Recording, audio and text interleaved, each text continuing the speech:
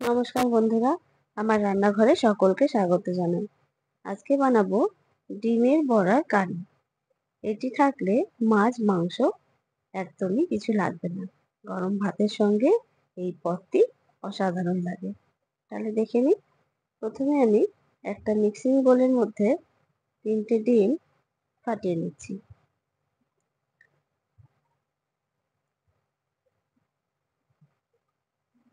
দিয়ে দিলাম 3টে ডিম। এবার এই 3টে ডিমের মধ্যে আমি দিয়ে দেবো 1 বাটি বেসন। এটা প্রায় 50 গ্রামের মতো বেসন। দিয়ে দিচ্ছি স্বাদ মতো লবণ, হাফ চামচেরও একটু কম হলুদ গুঁড়ো, দিয়ে দিচ্ছি পেঁয়াজ কুচি,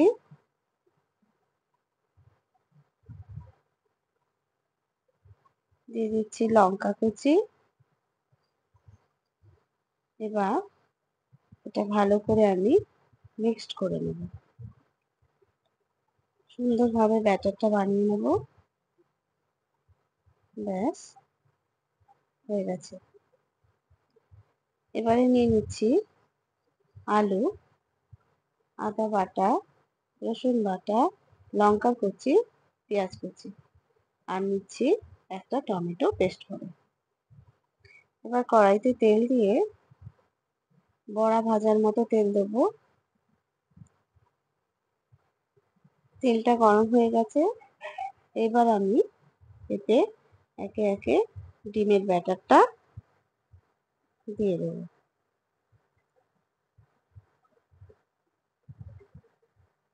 এই সময় গ্যাসের ফ্লেমটা একদম লো করে রাখতে হবে, নাহলে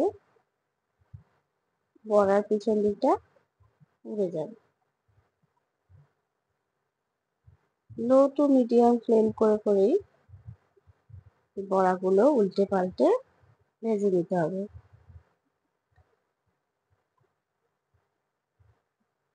সুন্দর করে বড়াগুলো ভেজে নিচ্ছি, আস্তে আস্তে উল্টে নিচ্ছি। এরকম লাল লাল করে আর একটা পিঠও আমি ভেজে নেব।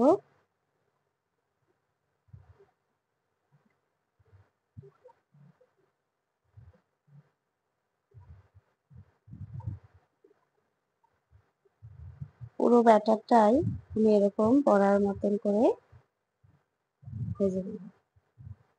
ব্যাস তুলে নিচ্ছি।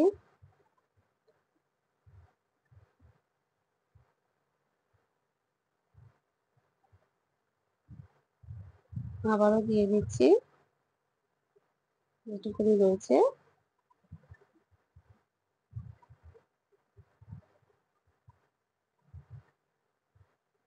বড়াগুলো সুন্দর করে এরকম লাল লাল করে ভেজে নিচ্ছি। এবার ওই কড়াইতেই আমি আলুগুলো সিদ্ধ করে রেখেছি নুন দিয়ে।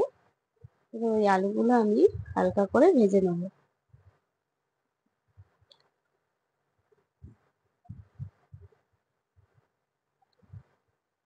দিয়ে দিলাম। এবার আলুতে দিয়ে দিচ্ছি একটুখানি হলুদ গুঁড়ো,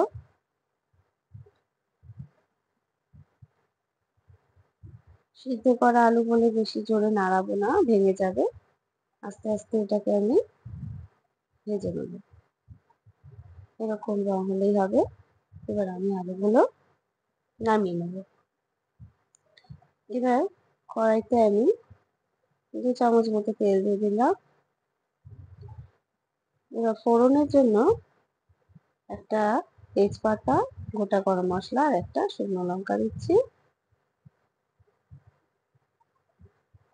আর দিয়ে দেবো সাদা জিরে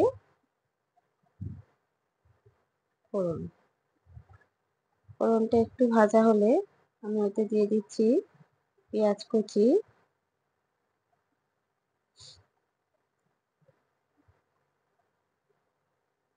পেঁয়াজ কুচিটা নরম করার জন্য আমি দিয়ে দিচ্ছি একটুখানি লবণ,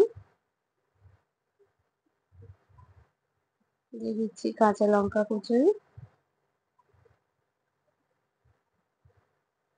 পেঁয়াজটা একটু ভাজা ভাজা হয়ে গেলে এতে দিয়ে দিচ্ছি আদা বাটা,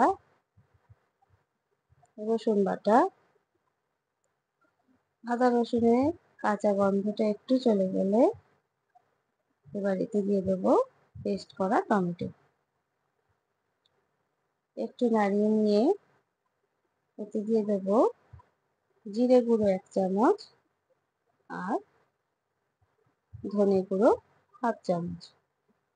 আবারও এটিকে নাড়িয়ে চেড়িয়ে নিয়ে এবার এতে দিয়ে দেবো হলুদ গুঁড়ো 1 চামচ আর লঙ্কার গুঁড়ো 1 চামচ। মশলাটা যাতে না পুড়ে যায় তাতে একটুখানি গরম জল আমি দিয়ে দিচ্ছি। এবার মশলাটাকে ভালো করে কষাবো তেল ছাড়া অবধি। ভালো করে কষিয়ে নিচ্ছি। তেল ছাড়া অবধিটা কষিয়ে নিয়ে তারপর আমি এতে আলুগুলো অ্যাড করব। তেল ছেড়ে গেছে, এবার আমি ভাজা আলুগুলো দিয়ে দিলাম। ভাজা আলুগুলোর সঙ্গে মশলাটা ভালো করে মিক্সড করে নিচ্ছি। এবার দিয়ে দিচ্ছি স্বাদ মতো লবণ।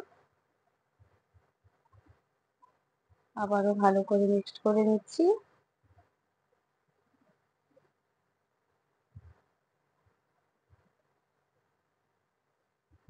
এবার এতে গরম জল আমি দিয়ে দেবো। একটু বেশি জল দেবো কেন ডিমের বড়াগুলো ঝোল টেনে নেবে। ব্যাস, এবার আমি এটাকে ঢাকা দিয়ে দেবো ফোটা অবধি। ফুটে গেছে। এবার আমি এতে ভেজে রাখা ডিমের বড়াগুলো দিয়ে দেবো।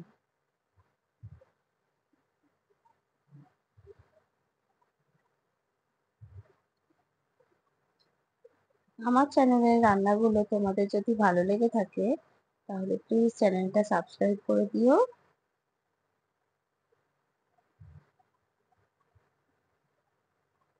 এবার আমি ঢাকা দিয়ে দিচ্ছি। কিছুক্ষণ ফোটার পর দেখো ঝোলগুলো অনেকটাই বড়াটা টেনে নিয়েছে। বড়াগুলো আমি একটু উল্টে পাল্টে দিয়েছি। এবার দিয়ে দিয়েছি একটু গরম মশলা গুঁড়ো। এটা একটু স্ট্যান্ডিং টাইমে রেখে আমি তারপর নামাবো।